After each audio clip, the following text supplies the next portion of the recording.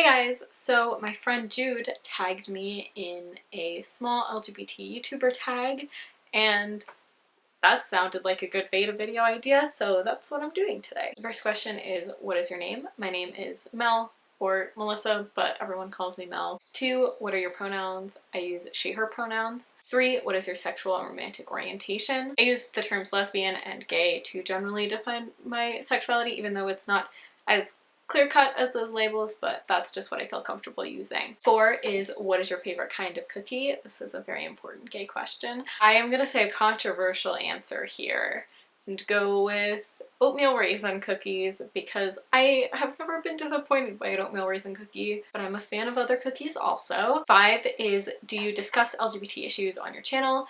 And yes, I do occasionally, but that's definitely not the only thing that I talk about. I try to kind of balance those things out with just other vlog topics. I definitely do pull a lot of inspiration from what's going on in the LGBT community, so I do talk about that sometimes. 6, do you identify as queer? Why or why not? I personally do, but I also, like I said, use other labels more often, and that's just because I have never had that word used negatively toward me personally, and I also just like the history of the movement that comes along with the word queer, and I just like attributing that to myself. It makes me feel like I'm a part of something much bigger in historical contexts. 7, when did you realize you were not straight or cis? This is kind of tricky because I never had a specific moment where I realized I wasn't straight. It just happened over time, but I will say that I think I started properly questioning around the time that Natalie Dormer got really popular from being on Game of Thrones.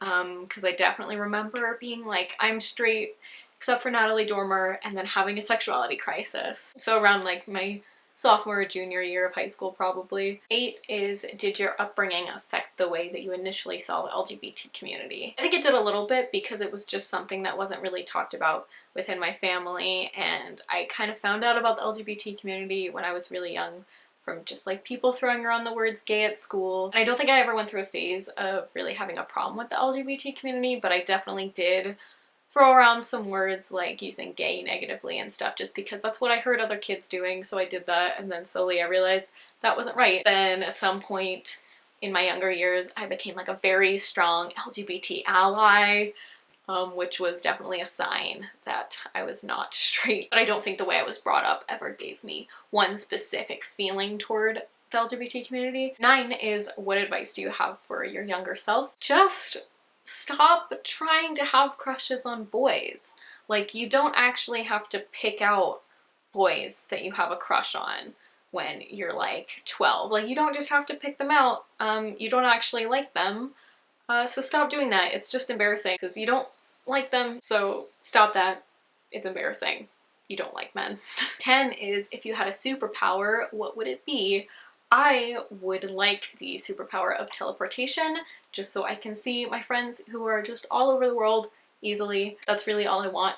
Question 11 is, if you had any advice for the younger members of this community, what would it be? I would say just like, it's totally okay to just take your time in figuring yourself out. You don't have to know what label you want to use right away, and it's not always that easy, and sometimes it takes a while to figure out what you're comfortable with, and it's totally okay to experiment with what word you want to use to describe yourself. I know for me, I went through like a while of thinking I was bisexual, and then slowly I realized that wasn't the word that best described myself, and it took me a while to realize that. And then I started to just experiment with the word lesbian, and that ended up feeling a lot more comfortable for me. And it's okay to change things along the way and to just figure yourself out more as you go, and it doesn't have to be this clear-cut thing right away, and you're still extremely valid in this community if you're not exactly sure what you are. 12 is, who are some of your favorite LGBT YouTubers? Probably just my favorite YouTuber in general is Connor Manning.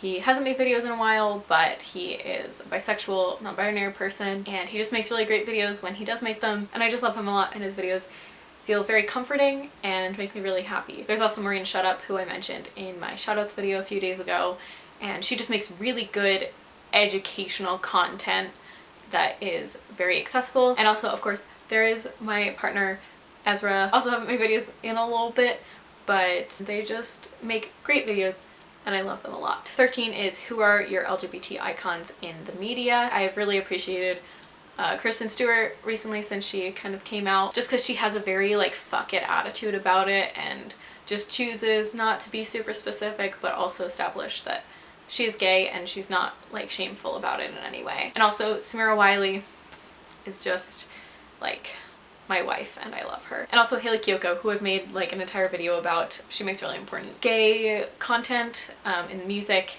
and she is just really good for the LGBT community. And now I'm supposed to tag 3 people, so I'm gonna tag Ezra Ray, Emily Eaton, and Teo Evans. So if you want to do it, that's cool. If you don't want to do it, that's also cool. Just wanted to spread it out there because I think this is a really cute tag that Jude made. That's it. Tell me your answers to these questions if you want to in the comments. Thanks for watching, and I'll see you guys tomorrow.